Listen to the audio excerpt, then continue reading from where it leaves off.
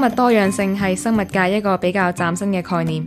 簡單啲嚟講，就係將所有唔同種類嘅生命生活喺一個地球上面，相互交替影響，令到地球嘅生態得到平衡。相信我哋都認識可持續發展嘅概念，意思就係喺保護環境嘅條件之下，既滿足當代人嘅需要，又以唔損害後代人嘅需求為前瞻嘅發展模式。可惜喺現實生活嘅實行上面，我哋成日聽到可持續發展喺環境、社會、經濟3方面出現衝突，從而唔能夠達至全面平衡發展嘅情況。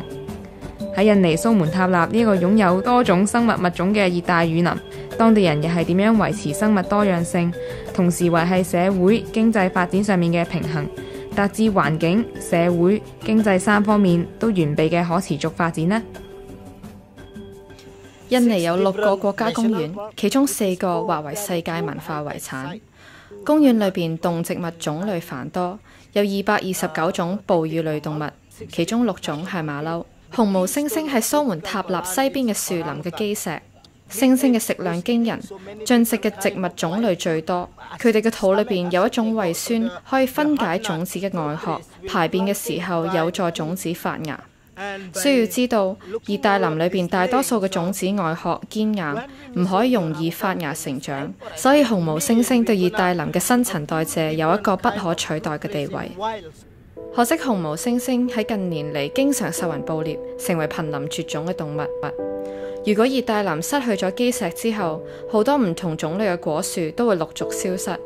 果子係動物嘅主要糧食，冇咗果樹之後，馬騮就唔會嚟，雀仔都唔會嚟。剩低嘅樹木散播唔到種子嘅話，樹林就會化為烏有，夷為平地。泥地失去咗水分之後，就會化為石灰，附近嘅水流都會乾枯。呢種情況非常之可怕，因為住喺河邊成千上萬嘅人冇得飲水嘅話，就會死亡。可以見到熱帶林嘅生態平衡非常之重要，係一定要維持嘅。佢就好似大自然嘅一把遮，遮下面嘅所有動植物都會享受佢嘅樹蔭，飲用佢嘅清水。熱帶林最大嘅敵人就係棕櫚油種植園。喺呢近10年嚟，商人為咗擴展種植園以賺錢，將熱帶雨林大範圍咁剷平。作為消費者，我哋可以杯葛棕櫚油嘅產品。其實商人都係想賺錢去養屋企，有買就有賣，呢一個係自然定律。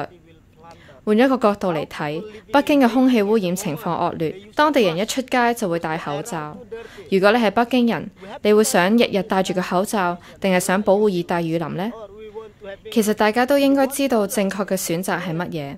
只係可惜，人通常喺失去咗之後，先會懂得珍惜曾經所擁有。當我哋驚覺樹林嘅價值嘅時候，樹林已經無處可尋。呢個好似已經變成我哋人類嘅一種特質。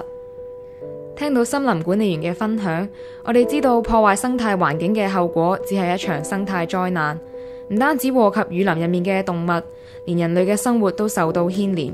唯一令到生態、經濟、社會發展達至3贏局面嘅方法，就係保護生態環境之餘，利用天賦資源發展具有地區特色嘅經濟模式，造福人類。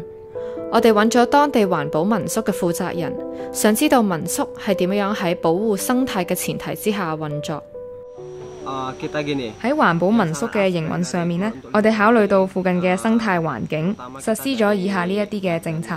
首先，我哋喺民宿嘅周圍都設置咗一啲有機花園，使用自製嘅有機肥料種植各類嘅植物。肥料嘅製造方法係將樹葉或者係餐廳嘅廚餘擺入一啲烘焙嘅機器入面，機器就會自動製造出一啲肥料，冇用任何化學嘅原材料或者係製造出一啲化學嘅廢料，唔會破壞環境。另外，我哋都有一套所有旅客都要遵守嘅廢物處理機制。所有廢物被分成有機或者非有機2類。我哋最近亦都更新咗環保民宿同埋餐廳嘅設計。我哋用嘅建築物料係竹同埋乾草，避免對生態造成傷害。喺印尼蘇門答臘呢個熱帶雨林地區，越嚟越多人意識到保育生物多樣性對於當地經濟、環境同埋社會方面嘅重要性，所以好多人開始使用可以持續發展嘅模式去發展經濟。而身在香港嘅我哋，其實只要少用嚟自熱帶雨林嘅木製品，甚至買少1-2包由棕櫚油製造嘅朱古力，已經可以幫助佢哋推行可持續發展，保育生物多樣性。唔知你哋仲有冇更加好嘅提議呢？